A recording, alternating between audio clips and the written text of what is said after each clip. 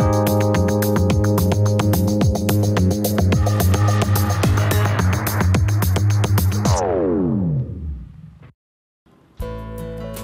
day, ladies and gentlemen. This is Joy Stephen once again from the Polensis Studios.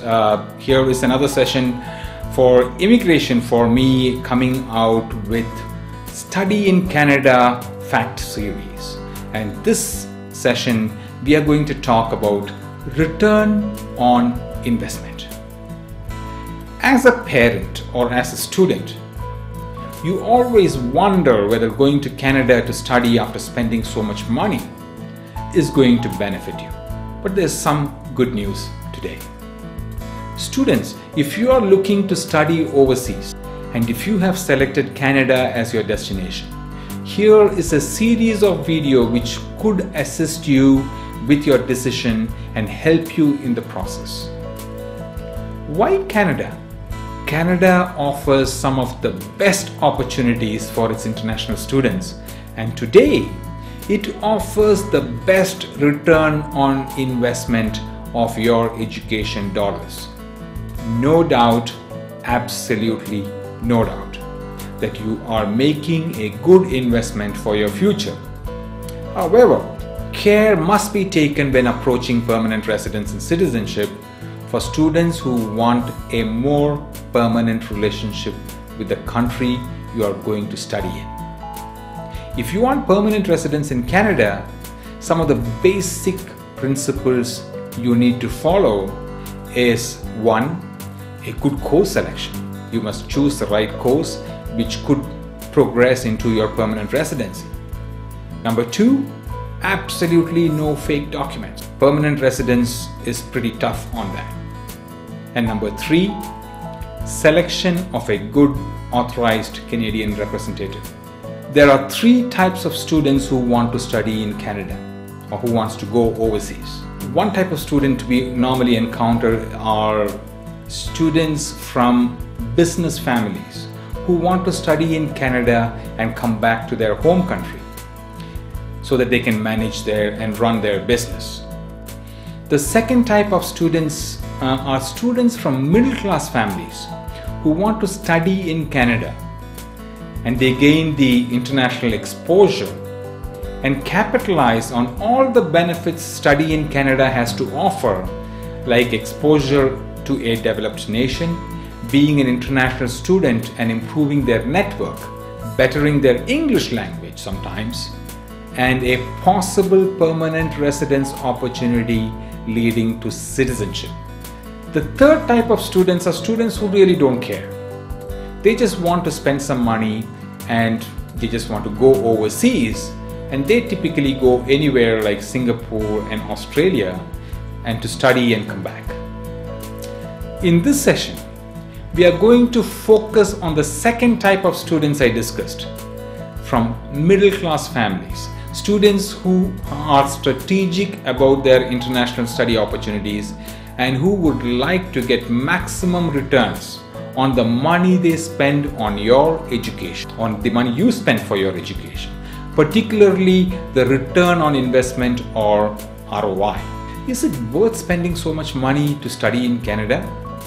This topic is related to finances, and typically I do not want to get involved with finances. However, it is good to know some facts. I have made additional videos covering other aspects of overseas education, like how to choose an agent and avoiding pitfalls and knowing immigration regulation. I would encourage every student who wants to study in Canada to view these videos and make an educated decision. Let me first look at why Canada.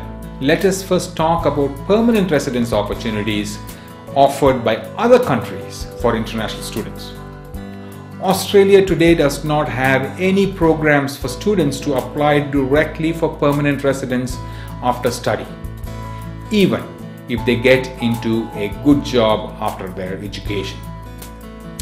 New Zealand is again the same as Australia, and they do not have programs which allow students to apply directly for permanent residence after study. And I think it is the same with the United States, the UK, Singapore, or any other nation in the world. There are many countries which does not even offer a work permit option to study, to work after you study. So Canada offers a lot more than most other countries. Choosing Canada to study and having the benefit of permanent residence is the first and most important step you have taken to make sure that there is a maximum return on your education investment. Getting to Canada to study is a huge uplift for a middle-class family from a developing nation. And personally, I would love to see middle-class families send their first child to Canada to study a 2-year diploma in a good trade immediately after completing their post-secondary education or 12th grade. Yes, you can also go after your graduation too. But this will dramatically uplift the family as a whole. ROI, or return on investment, for study in Canada is one of the best in the world. Typically, if a student takes a loan from a financial institution to study in Canada for 2 years, he or she obtains a 3-year work permit after study, and the student could earn sufficient money in the 3 years to repay his loan completely, and in addition make some money. He could also qualify to apply for permanent residence in Canada. Therefore, benefits for study in Canada is all round. Can you put a value to the earning potential? Well, if you take a 2-year post-secondary diploma in Canada, you should obtain a 3-year post-study work permit. In addition to becoming eligible to apply for permanent residence, you should be able to save an excess of $22,000. And that this figure is the bare minimum you can save.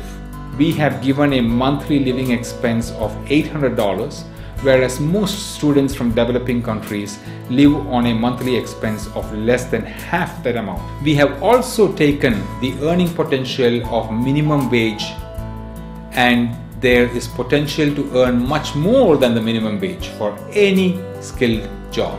Therefore, earning potential listed on this workout is the bare minimum. Don't forget to view this information, which is posted at www.immigrationforme.com/Canada student, CANADA STUDENT. Now, if money is not an issue for the student, even then the exposure, the job opportunity, and the permanent residence opportunity offer international students in Canada one of the best ROI, or return on investment, for the money they spent.